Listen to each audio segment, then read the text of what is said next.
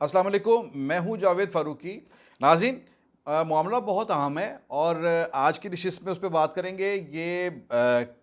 2 दिन पहले से ये चीज़ जो है ये इनिशिएट हुई है और इसके ऊपर बड़ी तेज़ी से एक्टिविटी हो रही है।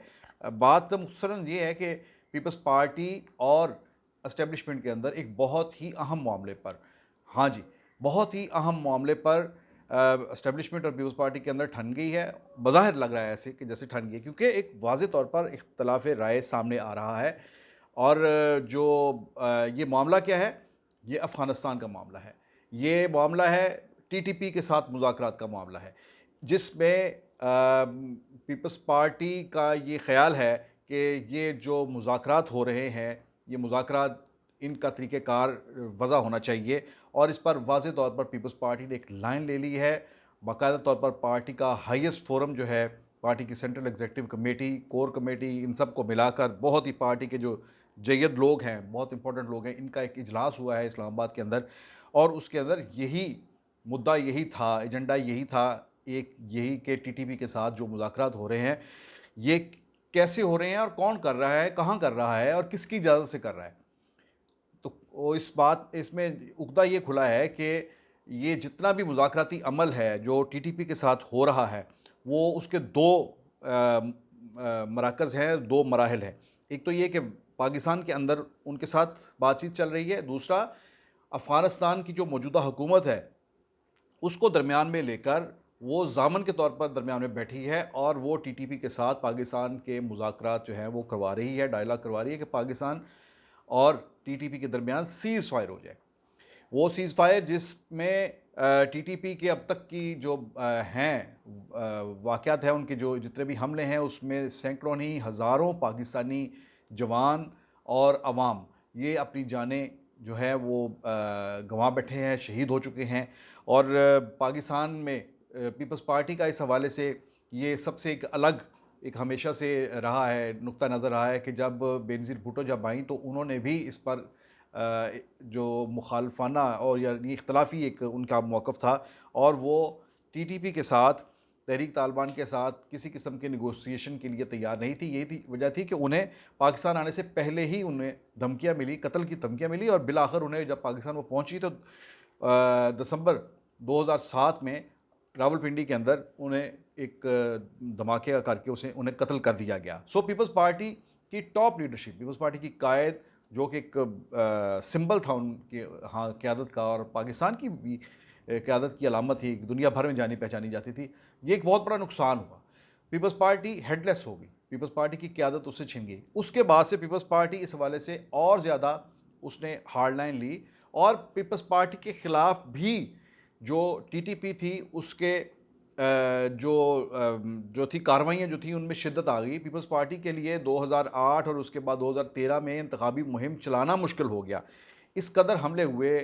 पीपल्स पार्टी के ख़िलाफ़ और उनके ख़िलाफ़ जो भी करता था, मसलन एएनपी की सैकड़ों लोग जो हैं वो उसके अंदर मारे गए, शहीद हुए, जाँ बहक हुए। एमक्यूएम के लोगों के बहुत से लोगों की जानें गईं, शहीद हुए और ये एक जंग की कैफ़ियत यानी ये एक मुसल्लह गिरोह जिसके साथ जारी है। इस हवाले से पीपल्स पार्टी का शुरू से ये मौक़िफ़ है कि इनके साथ मुज़ाकरात नहीं होने चाहिए और ये स्टेट विद इन स्टेट जो है, ये इसकी इजाज़त नहीं दी जा सकती। इसी चीज़ को लेकर 2008 में जब पीपल्स पार्टी की हुकूमत बनी, तब सवात में ऑपरेशन किया गया। सवात जो कि बिल्कुल पाकिस्तान की ऐसे समझे कि पाकिस्तान से उसका ताल्लुक़ ख़त्म हो चुका था। वो एक तालिबान के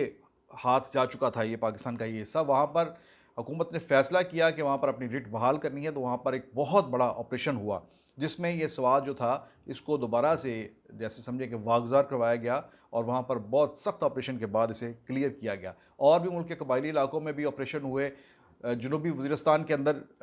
ऑपरेशन हुआ, शुमाली वज़ीरिस्तान के अंदर ऑपरेशन हुआ, हक्कानी नेटवर्क के ख़िलाफ़ ऑपरेशन हुआ, जो बहुत अरसे से अमेरिका का और दूसरे जितने भी अलाइज़ कंट्रीज़ हैं उनकी एक डिमांड थी। अगरचे वही हक्कानी बरादरान जो हैं वो अब इस वक्त अफ़गानिस्तान के अंदर हुकूमत में हैं और तालिबान की जब से हुकूमत बनी है तो वो अब हुकूमत में और वही हक्कानी बरादरान इस वक्त मीडिएशन करवा रहे हैं। अच्छा, ये मुज़ाकरात तो चल रहे हैं, ठीक है, मुज़ाकरात चलते हैं तो इसमें कोई रास्ता निकलना चाहिए। लेकिन बात यहाँ पर ये है कि ये जितने भी मुज़ाकरात हो रहे हैं, इसमें जो चीज़ सामने आई है वो ये है कि ये सारे के सारे हुकूमत को बाईपास करके, या और कुछ नहीं तो पीपल्स पार्टी इसके अंदर कहीं भी ऑन बोर्ड नहीं है। और फिर ख़ास तौर पर एक ऐसी सूरत हाल में जब पाकिस्तान की हुकूमत के अंदर वजारत ख़ारजा पीपल्स पार्टी के अंदर है, और इस हुकूमत का वज़ीर ख़ारजा पीपल्स पार्टी का सरबराह है। ये कोई छोटी बात नहीं है, ये गैर मामूली हालात हैं जिनमें एक यानी एस्टेब्लिशमेंट के आप उनके अगर पॉइंट ऑफ व्यू से देखें तो उनकी ख्वाहिश के मुताबिक तो ये एक some sort of national government बन गई है, जिसमें एक पार्टी का सदर जो है वो मुल्क का वज़ीर आज़म है और दूसरी पार्टी का जो सरबराह है वो मुल्क का वज़ीर ख़ारजा है। इससे बड़ी पॉलिटिकल ओनरशिप और क्या हो सकती है हुकूमत के लिए या मुल्क के लिए। सो पीपल्स पार्टी के लिए ये बात किसी तौर पर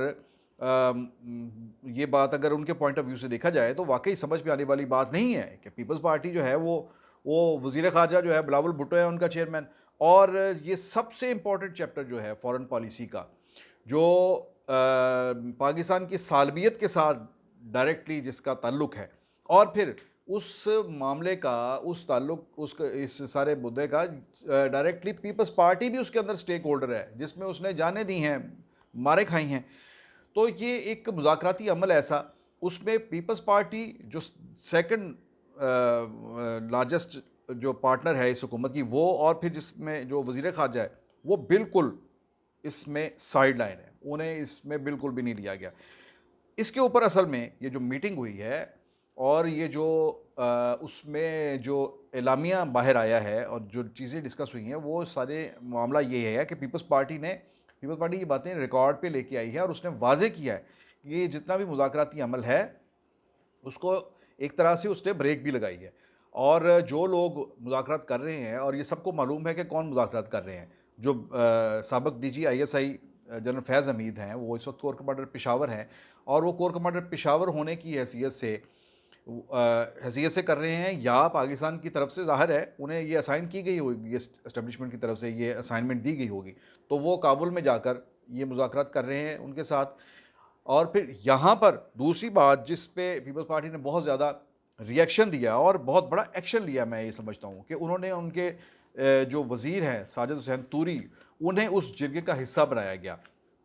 जो तालिबान से टीटीपी के साथ जो मुज़ाकरात कर रहा है। दूसरा, अखुंज़ादा चटान जो हैं,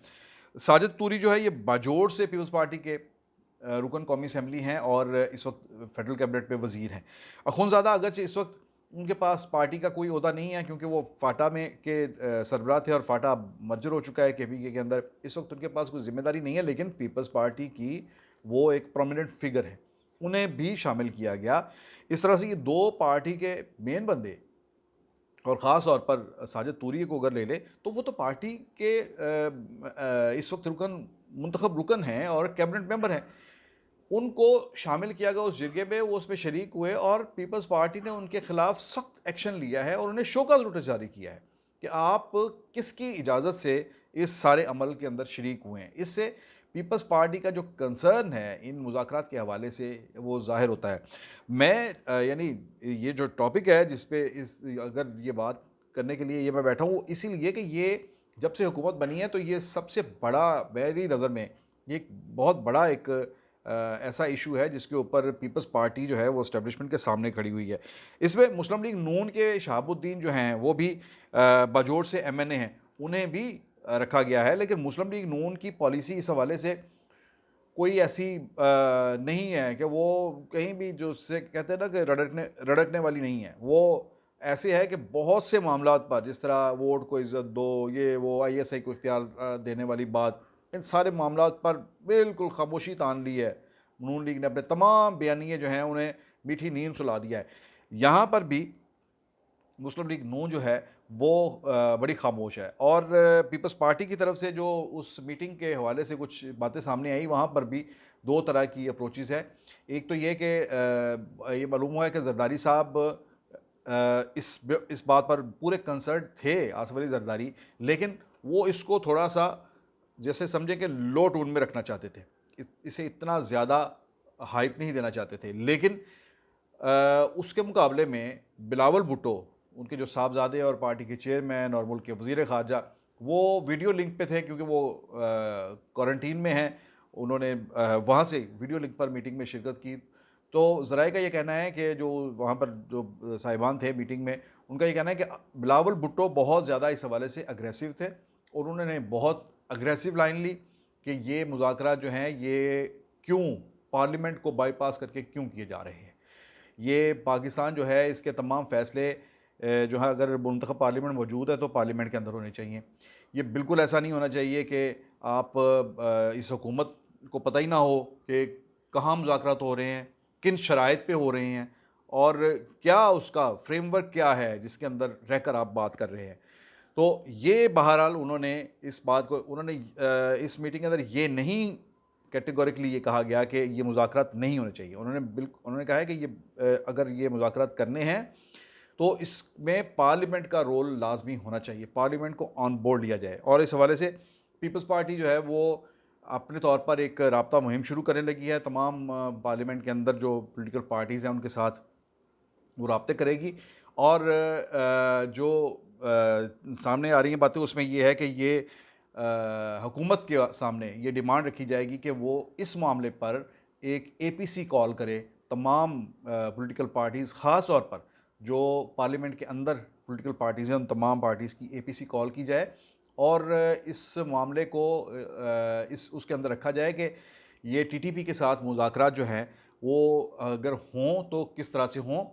और इनकी शराइत क्या होनी चाहिए, हमने उन्हें क्या देना है, हमने उनसे क्या लेना है। क्योंकि एक बात बहुत ज़्यादा उसके ऊपर कंसर्न शो किया जा रहा है कि जो ये आपके शुमाली इलाका जात है वहाँ पर एक बार फिर तालिबान जो हैं वो रीग्रुपिंग कर रहे हैं और बहुत से इलाकों के अंदर उनकी जो है वो एक्टिविटीज़ जो है वो शुरू हो गई हैं और सवात में और इधर आके डेरा इस्माइल ख़ान तक जो है वो उनकी दोबारा से तंजीम साजी उनकी हो रही है। तो ये देखें ये मामला जो है ये इतना गैर अहम नहीं है और इस जिसमें पाकिस्तान की फ़ौज ने ख़ुद 2 बड़े ऑपरेशन किए हों जिस पर, और वो दोनों ऑपरेशन जो थे वो आप सिर्फ जस्ट उसे एक ऑपरेशन ना लें बल्कि वो 2 जंगें थी जो पाकिस्तान की फ़ौज ने लड़ी और वो पाकिस्तान की सालमियत के लिए लड़ी थी और इन्हीं ग्रुपों मुसल्लह ग्रुपों के ख़िलाफ़ वो जंगें लड़ी थी। और उसके अंदर ना सिर्फ ये कि इन मुसल्लह ग्रुपों के अंदर जो मुल्क की सालमियत के ख़िलाफ़ बरसरे पैकार थे, ना सिर्फ ये कि उनके ख़िलाफ़ ये जंगें लड़ी और उन्हें काफ़ी हद तक उनकी कमर तोड़ी, उन्हें ख़त्म किया, अपने इलाके जो थे वो उनसे वागुज़ार करवाए, बल्कि इसके अंदर सैकड़ों सैकड़ों हमारे जवानों ने, बेटों ने, फ़ौजी जवानों ने और अफ़सरों ने उन्होंने अपनी जानें कुर्बान की। सो ये कोई ऑपरेशन नहीं था, ये पूरी एक जंग थी जो पिछले 10 साल से जारी है, कम से कम 10-12 साल से जारी है, 14 साल से जारी है और इसी के अंदर आज के दिन भी एक हमारे जवान की जो है वो शहादत हुई है। सो ये एक मामला इतना सिंपल नहीं है। इस पर पीपल्स पार्टी ने जो स्टैंड लिया है ये इससे इससे 2-3 जगहों पर जो है वो मैसेज जा रहा है, कन्वे हो रहा है। तो देखते हैं कि आने वाले दिनों में ये पीपल्स पार्टी का ये जो कंसर्न है इस पर हुकूमत जो यानी शहबाज शरीफ साहब की सरबराही में जो हुकूमत है और जो उनकी पार्टी है मुस्लिम लीग नून, वो पीपल्स पार्टी के साथ कहाँ खड़ी होती है और ये अलायंस जो है हुकूमती अलायंस, इसमें मौलाना फजलुर रहमान भी हैं जिनका तालिबान के हवाले से सॉफ्ट कॉर्नर है बहुत उनके यहाँ पाया जाता। तो ये हुकूमती अलायंस के अंदर वो यकनकाती एजेंडा तो था इनका कि इमरान खान को फारिग करना है, लेकिन आगे यकनकाती एजेंडा नहीं रहता। सो ये इशू टू इशू चीज़ें डिफरेंट होती हैं, हर पार्टी डिफरेंट पोजीशन लेती है। इस मामले पर देखते हैं कि ये जो हुकूमती इत्तेहाद बना है वो इस टीटीपी के मामले पर ये इत्तेहाद ही रहता है या ये मुंतशर होता है और ख़ास तौर पर एस्टेब्लिशमेंट इसमें क्या पोजीशन लेती है। आने वाले दिनों में इस हवाले से उम्मीद है कि बहुत पेशरफ जो है वो सामने आएगी और चीज़ें खुलकर सामने आएंगी। जो ही कोई और भी तफसीलात आती हैं तो आपके साथ दोबारा शेयर करेंगे। तब तक के लिए इजाज़त दीजिए। अल्लाह हाफ़िज़।